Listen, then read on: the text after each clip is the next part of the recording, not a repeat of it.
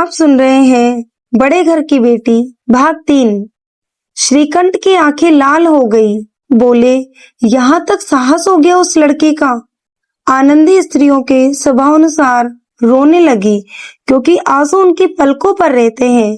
श्रीकंठ वैसे तो बहुत धैर्यवान और शांति पुरुष है। उन्हें कदाचित ही कभी क्रोध आता था। स्त्रियों के आंसू पुरुषों की क्रोधाग्नि को भड़काने में तेल का काम करते हैं। रात भर करवटें बदलते रहे, गुस्से के कारण पलक तक नहीं झपकी। प्रातः काल अपने बाप के पास जाकर बोले, दादा, अब इस घर में मेरा निर्वाह न होगा। इस तरह की विद्रोहपूर्ण बातें करने पर श्रीकंठ ने कितनी ही बार अपने ही मित्रों को आड़े हाथ लिया था, परंतु दुर्भाग्य आज उन्हें स्वयं ही अपने मुंह से ये बात कहनी पड़ी। दूसरों को उपदेश देना भी कितना सहज मालूम पड़ता है। बेनी माधव सिंह घबरा उठे। बोले, क्यों? श्रीकंठ, इसलिए कि मुझे भी अपनी मान प्रतिष्ठा का कुछ विचार है। आपके घर में अब अन्याय और हठ का प्रकोप हो रहा है। जिनको बड़ों का आदर और सम्मान करना चाहिए वो उनके सर चढ़े रहते हैं। मैं दूसरों का नौकर ठहरा घर पर नहीं रहता। यहाँ मेरी स्त्रियों पर खड़ाऊ और जूतों की बौछार होती है।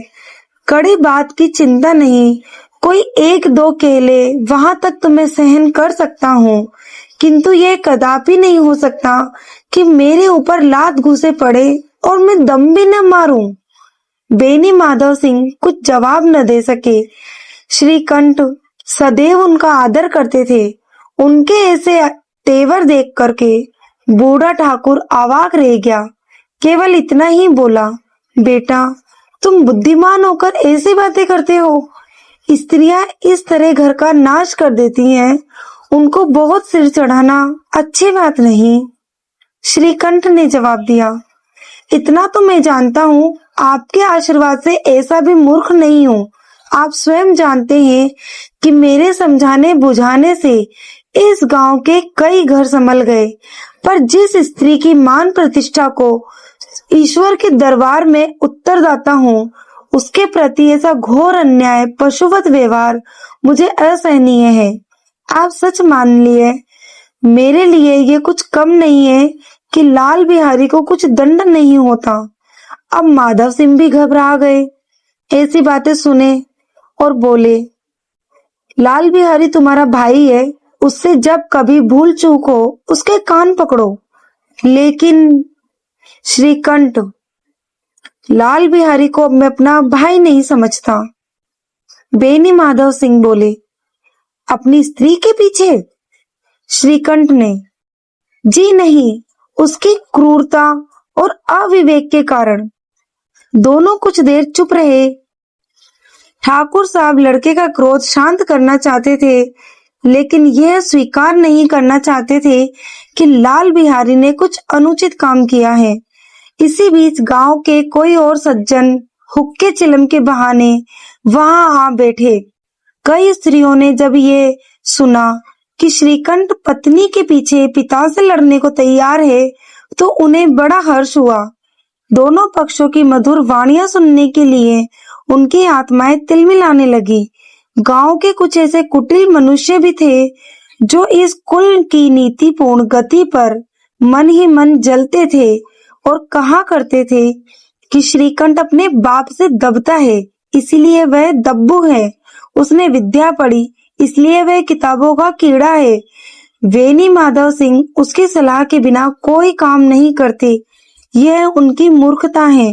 इन महान अनुभवों की शुभकामनाएं आज पूरी होते हुए दिखाई देने पड़ी थी। कोई हुक्का पीने के बहाने तो कोई लगान की रसीद के दिखाने आ बैठा। मेनी माधव सिंह पुराने आदमी थे, वो इन भावों को ताड़ गए। उन्होंने निश्चय किया कि चाहे कुछ भी हो जाए, इन द्रोहियों को ताली बजाने का अवसर नहीं दूंगा।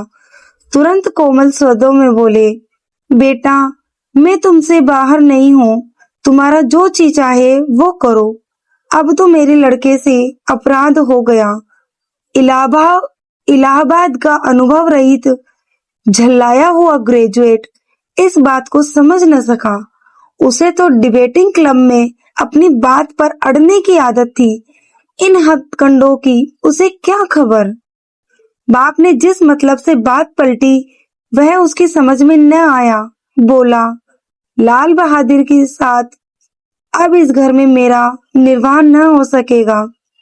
बेनी माधव सिंह बुद्धिमान लोगों मूर्खों की बातों पर ध्यान नहीं देते।